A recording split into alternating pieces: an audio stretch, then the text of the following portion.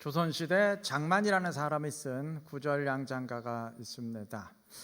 제가 학교 다닐 때 아마 국어 교과서에도 실렸던 것으로 기억이 됩니다. 풍파에 놀란 사공 배파라 말을 사니 구절양장이 물도건 어려외라 이후란 배도 말고 말도 말고 밭갈기만 하리라. 배를 부리던 사공이 파도에 놀라서 배를 팔고 말을 샀습니다. 아무래도 바다보다는 육지가 안전하리라 라는 생각에서였어요. 그런데 꼬불꼬불 참 끝도 없이 이어지는 고갯길 넘다 보니까 이 또한 쉽지가 않았어요. 그래서 이도 저도 다 안 되겠다 싶어서 농사를 지었다는 내용입니다. 이 사람 농사인들 끝까지 지었을까요? 또 가뭄에 놀라서 딴 거로 바꿨겠죠. 여러분, 세상에 처음부터 끝까지 평탄하게만 이어지는 길은 없습니다. 무슨 일이건 예기치 못한 장애는 있게 마련이에요. 삶과 신앙이 내가 원하는 메뉴만 골라 먹을 수 있는 그런 뷔페 식사는 아니지 않겠습니까? 어찌 보면 삶과 신앙의 승리자란 뜻을 이루기 위해서 내가 원치 않는 것도 내가 좋아하지 않는 일도 기꺼이 담당한 사람을 말하고, 실패자란 좋아하는 것만 골라 먹다가 결국은 인생 전체를 말아먹은 사람을 의미할 것입니다.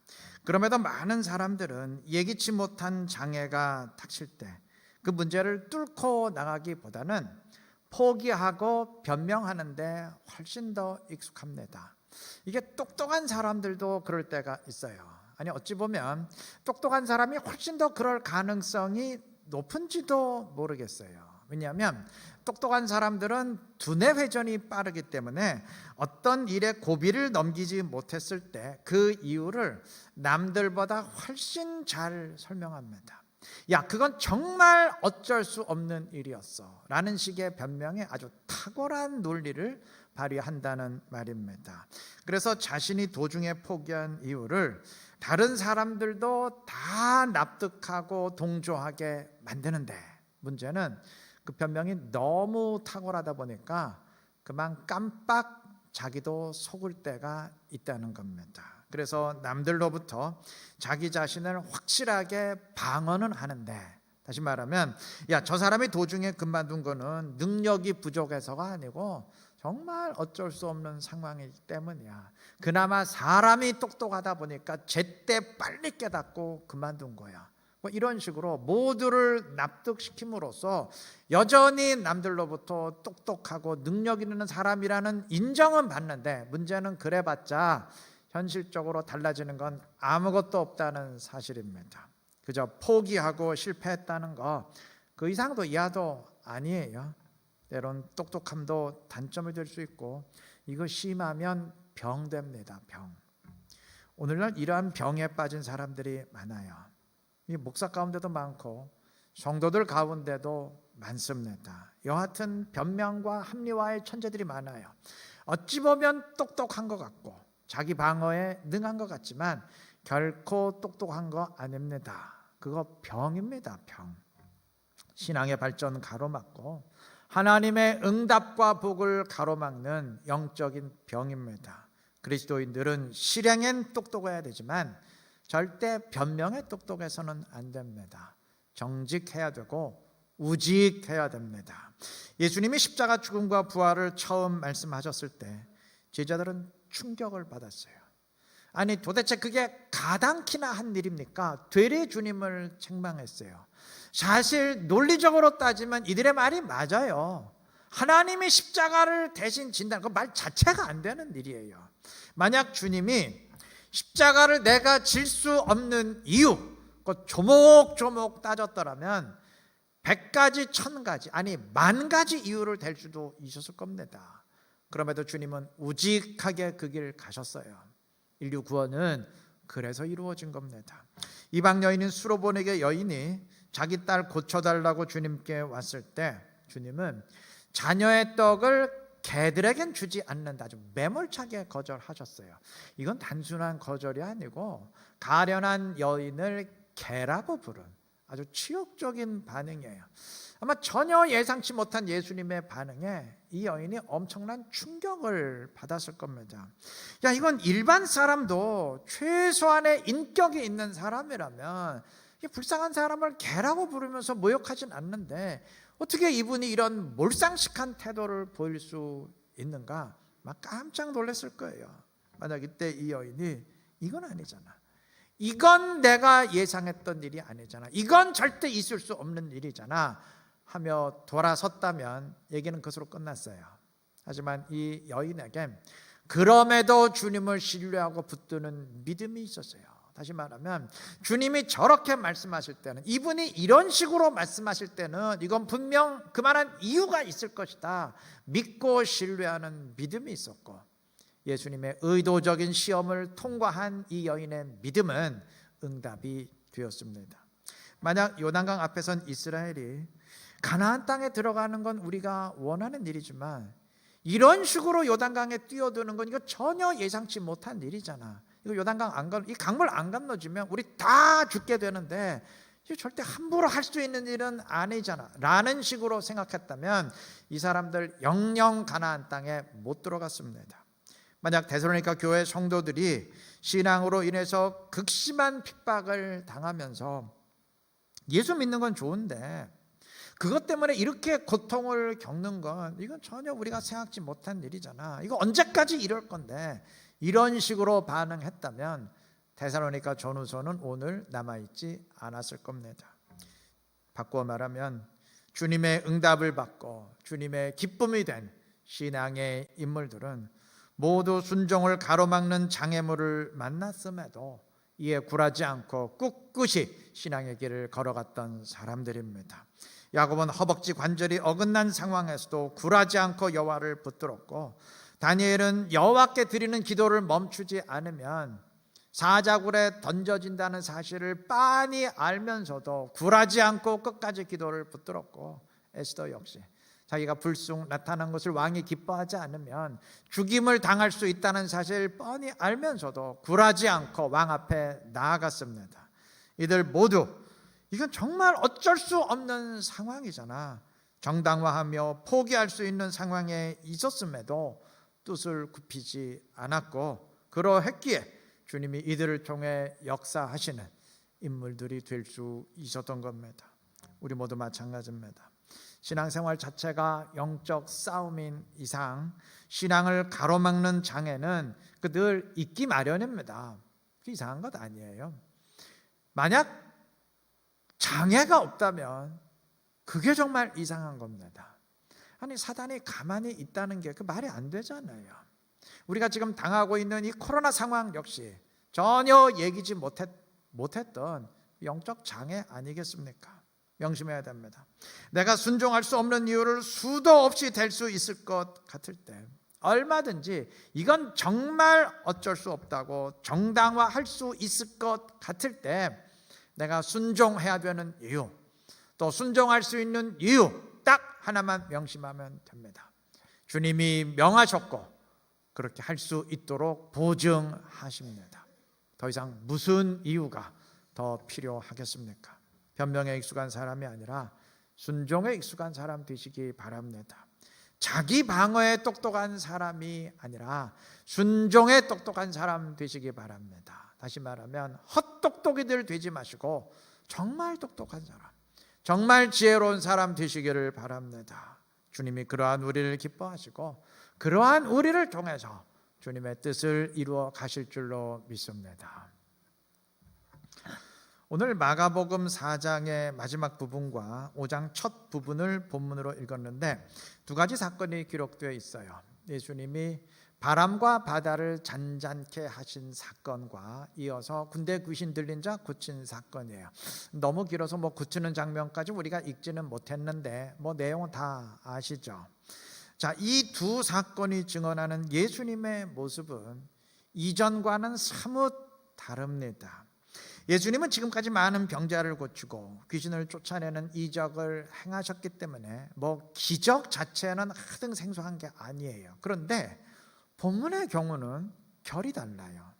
병자를 고치고 귀신을 쫓아내는 일은 예수님 당시나 지금이나 많은 사람들이 행하는 능력이에요. 예수님만 하신 건 아니에요. 많은 사람들이 행했습니다. 그런데 이게 풍랑을 장장케 하는 거는 그건 달라요. 여러분, 지금까지 살면서 그 누가 말 한마디로 태풍을 일시에 멈추게 했다, 풍랑을, 바다의 파도를 일시에 멈추게 만들었다, 그런 얘기 들어본 적 있어요? 그 누구도 행하지 못한 일입니다. 주님은 지금까지 그 누구도 행하지 못한 엄청난 능력을 행하셨습니다. 군대 귀신 들린 자 고치는 이적도 마찬가지입니다. 지금까지 주님은 귀신을 쫓아내는 일을 숱하게 하셨어요. 1장의 기록만 봐도 예수님이 귀신 쫓아냈다는 말이 3번이나 나옵니다. 그런데 본문의 증언은 좀 달라요. 지금까지는 주님이 귀신을 개별적으로 상대하시며 쫓아내셨지만 본문의 경우는 돼지 2,000마리 떼에게 들어갈 정도의 집단적인 귀신을 일시에 쫓아내셨어요. 본문에서 군대라고 번역된 헬라어 단어는 레기온인데 이는 5,000명의 보병 부대를 일컫는 단어입니다. 즉 주님은 귀신 수천을 일시에 상대하시며 쫓아내신 거예요. 지금까지와는 차원이 다른 굉장한 능력을 보이셨습니다. 주님은 왜 이렇게 강력한 능력을 오늘 본문에서 행하셨을까요? 이유는 간단해요. 사단의 공격이 이전과는 차원이 다르게 강력해졌기 때문입니다. 사단의 공격이 강력해졌으니 주님 역시 강하게 맞서야 되지 않겠습니까?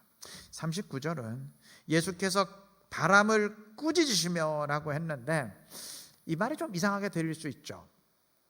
아니, 바람이 무슨 말을 알아듣는 인격체도 아니고 그걸 뭘 바람을 꾸짖고 책망하신다는 말이냐 할 수 있는데, 이 말은 주님이 바람 자체를 꾸짖으신 것이 아니고 지금 바람을 조종하고 있는 사단을 꾸짖고 맞서신 겁니다. 로마서 6장에 아주 반복되는 증언처럼 구원받지 못한 인간들은 모두 죄의 종, 즉 사단의 종입니다. 그 이유는 5장의 증언처럼 인간의 범죄로 인해서 사단이 세상을 왕으로 통치하게 되었기 때문입니다. 그런데 사단의 통치를 받는 종이 된 것은 인간뿐만이 아니에요. 피조물도 마찬가지입니다. 다시 말해 인간만 죄의 종에서 벗어나는 구원이 필요한 게 아니라는 말입니다. 피조물도 똑같다는 얘기예요. 로마서 8장 21절이 선포합니다. 그 바라는 것은 피조물도 썩어짐의 종노릇한 데서 해방되어 하나님의 자녀들의 영광의 자유에 이르는 것이니라. 피조물들도 구원의 날을 기다려요. 왜? 지금 사단에게 묶여있는 종이니까. 바꿔 말하면 영광의 날이 이르기 전까지는 피조물들이 사단에게 복종한다는 얘기죠. 사단의 종이니까. 네, 맞아요. 바로 이 사실입니다. 피조물들이 사단의 통치 밑에 복종하고 있기 때문에 사단은 자신에게 속한 바람과 바다를 움직여서 예수님을 공격한 것입니다. 예수님이 사역을 처음 시작하실 때 사단이 광야에서 예수님을 유혹한 적은 있어도 예수님을 직접 공격한 적은 없었습니다. 감히 그러지 못했어요. 근데 이제 달라졌어요. 이제는 풍랑을 이용해서 배를 뒤집어 엎어서 예수님을 죽여버리겠다고 공격했어요. 이전에 볼 수 없었던 강력한 공격입니다. 예수님은 그 사단을 꾸짖고 물리치신 겁니다. 귀신 수천의 집단을 쫓아낸 사건 역시 마찬가지예요. 지금까지 사단의 졸개들인 귀신들이 계속 예수님께 굴복당하고 쫓겨났습니다.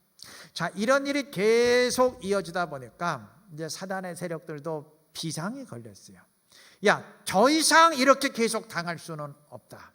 이제는 사단의 세력들이 집결해서 집단적으로 예수님께 대항하고 맞선 겁니다. 지금까지는 귀신과 예수님의 대결이 개별적인 전투였어요. 그런데 이제는 전면전이 벌어진 것입니다. 5장 2절은 말합니다. 더러운 귀신 들린 사람이 무덤 사이에서 나와 예수를 만나니라. 여기 동사의 주어가 예수님이 아니에요. 행동의 주체가 예수님이 아닙니다. 귀신들입니다. 예수님이 이전처럼 귀신에게 다가선 것이 아니고 귀신들이 집단적으로 예수님께 다가왔어요. 다시 말하면 먼저 붙어보자고 싸움을 걸었다는 얘기예요. 선제 공격했다는 말입니다. 귀신들도 믿는 구석이 있겠죠. 이제는 다르다. 우리가 총연합해서 대적한다. 뭐 좀 달랐겠죠. 결과는 마찬가지였어요. 당연히 예수님도 강력하게 대응하셨고 귀신 수천을 한꺼번에 쫓아내시면서 대대적인 승리를 거두셨습니다. 큰 싸움은 큰 승리를 위한 예고편이었습니다. 자, 여기서 한 가지 지적할 게 있어요. 왜 사단이 이전과 달리 그렇게 강력하게 예수님을 공격했을까요? 주님이 지금까지의 사역의 울타리를 넘어서려 하셨기 때문입니다. 주님은 제자들에게 바다 저편으로 가자 하시면서 배를 타셨는데 예수님이 말씀하신 바다 저편은 5장 1절에 의하면 거라사인의 지방입니다. 거라사는 대가볼리에 있는 지역으로 이방 도시입니다. 대가볼리에는 10개의 도시들이 있었는데 우리에게 익숙한 다메섹, 다마스커스도 그 가운데 하나입니다. 자, 이전까지 주님은 유대 갈릴리 지역을 중심으로만 활동하셨어요. 그냥 그 지역에만 계셨어요. 근데 이제 이방 지역으로 향하셨습니다. 사역의 범위를 이제 넓히시는 거예요. 이제 드디어 모든 민족을 향한 주님의 메시지를 이제 던져 주시는 겁니다. 물론 예수님이 이방 지역에서 활발하게 사역하지는 않으세요. 왜냐? 아직 이방 선교의 때가 멀었어요. 지금은 때가 아니에요. 그래서 나중에 이방 선교는 제자들에게 다 위임하실 겁니다. 단 예수님은 앞으로 복음이 이방에도 전파되어서 모든 민족이 대대적으로 구원받게 된다는 것을 상징적으로 보여주시려 했고 지금 그 목적으로 대가볼리에 가신 겁니다. 8장에서 펼쳐지는데 대가볼리에서 4,000명의 이방인들에게 떡을 베풀어 주시는 사건이 바로 그것을 상징합니다. 앞으로 이방 사람들에게도 생명의 떡이, 다시 말해서 하나님 나라의 구원이 대대적으로 주어질 거다. 이방인들도 대대적으로 구원받게 될 거다. 그것을 예고하는 상징적인 사건이에요. 비록 그 일은 제자들에게 위임하시지만 그 메시지를 주님이 직접 사건을 통해서 들려주시려 했던 겁니다. 자, 사단도 이걸 알았어요. 앞으로 모든 민족에게 복음이 전파돼서 하나님 나라가 대대적으로 확장된다는 것은 그건 달리 말하면 사단의 입장에선 사단이 통치하는 나라가 대대적으로 박살이 난다는 말입니다. 사단을 박살내고 뺏어야 하나님 나라가 세워질 것 아닙니까? 앞으로 모든 민족의 사람들이 복음을 대대적으로 믿게 된다는 말은 바꾸어 말하면 사단이 통치하던 주의 종들이 대대적으로 주의 종에서 탈출하게 된다는 말입니다. 사단의 입장에서는 이건 절대 그냥 당할 수만은 없는 일이잖아요. 그래서 절대 안 된다 하고 강하게 지금까지와는 차원이 다르게 강력하게 예수님을 공격한 것입니다.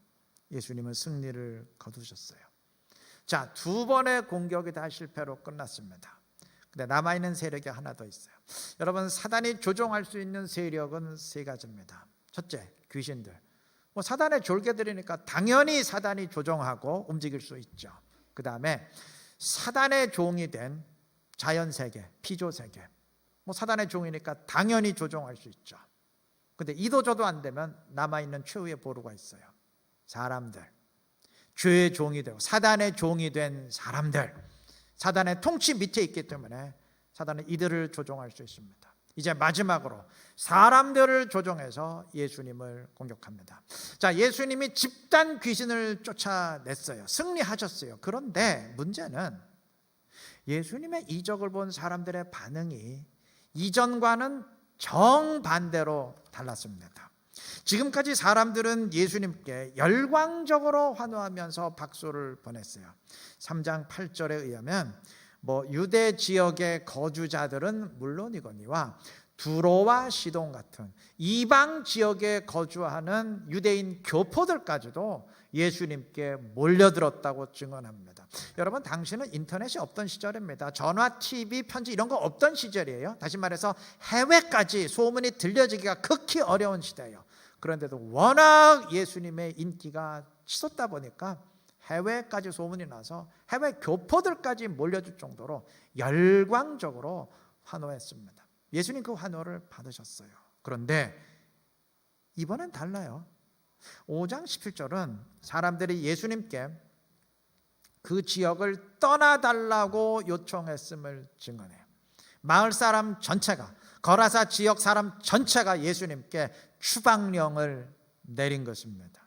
지금까지는 예수님께 구름대처럼 사람들이 몰렸는데 정반대로 바뀌었어요. 사단의 조종이죠. 열광적인 환호를 냉정한 추방령으로 바꿈으로써 예수님을 낙심케 하고 좌절시키려는 사단의 시도입니다. 이 작전은 성공했어요. 예수님은 어쩔 수 없이 대가볼리에서 행하려던 사역을 못하시고 추방당하고 배를 타고 쫓겨나셔야 됐습니다. 그런데 주님은 이에 굴하지 않으셨어요. 야, 이 지역은 내가 포기한다. 내가 이방 선교의 메시지 들려주려고 했는데 그거는 포기한다. 절대 포기하지 않으셨습니다. 주님은 배를 타고 대가볼리 지역을 떠나시되 그 대신 군대에 귀신 들렸던 사람에게, 그리고 고침받은 사람에게 이 모든 일을 가서 알리라 명하심으로 이 일에 대한 소문이 거라사 이외의 다른 대가볼리 지역에 퍼지게 하셨어요. 그래서 나중에 다시 그 지역을 찾아가셨을 때 이미 그 소문을 들은 수천 명의 인파들이 몰려들게 하심으로써 결국 계획하신 대로 이방인들에게 대대적으로 떡을 베푸시는 일을 이루어 가셨습니다.